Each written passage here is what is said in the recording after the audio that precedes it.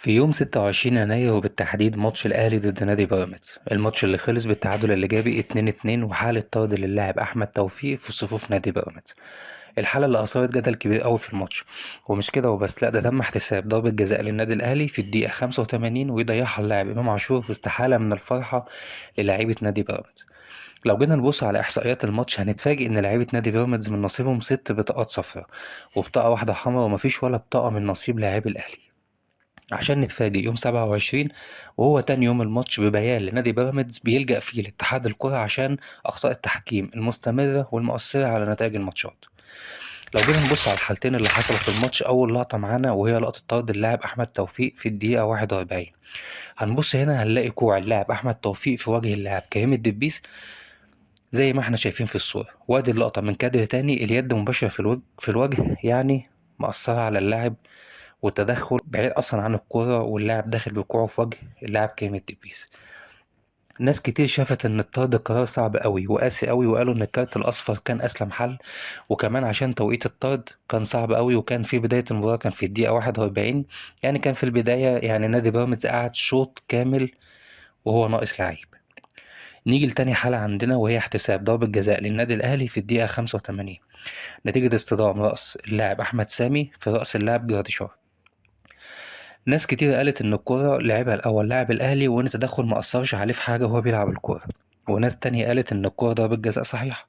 وأنا بضم صوتي لصوت الناس اللي قالوا إنها ضربة جزاء صحيحة، واللعبة فعلا ضربة جزاء صح بنسبة 100%، لأن اللاعب هنا ضرب اللعيب بعد ما لعب الكورة. عشان كده بقول إن البيان ما كانش ليه أي لازمة، وخصوصا إن من بعد البيان ده وحرفيا نادي بيراميدز اتجامل كتير قوي في أكثر من ماتش من بعد نزول البيان.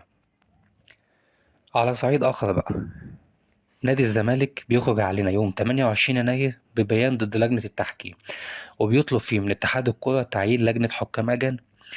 طب أنا بحثت ودورت ليه الزمالك ينزل بيان زي ده في التوقيت دوت وهو ملعبش أي ماتش لسه.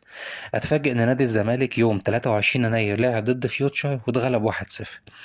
بعد ما رجعت ماتش فيوتشر والزمالك أتفاجئ إن نادي الزمالك ليه ضربة جزاء ما اتحسبتش في الدقيقة الثامنة من أحداث الماتش. طبعا زي ما احنا شايفين في الصورة هنا لاعب فيوتشر رجله بالكامل في جسم لاعب نادي الزمالك، وبصراحة أنا واحد من الناس مستغرب إزاي الكورة دي ما تتحسبش ضربة جزاء، بعيدا عن ضربة الجزاء اللي ما اتحسبتش دي. طب أنت كنادي الزمالك إيه سكتك لمدة 5 أيام؟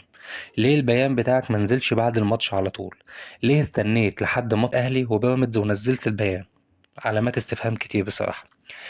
حابب بس أختم كلامي في الفيديو بحاجة أو باعتراف بسيط، اللي هو إن حرفيا إحنا مفيش تحكيم في الدوري المصري عندنا، التحكيم عندنا في مصر ياخد تقييم ضحك من 10، ودي شهادة حق.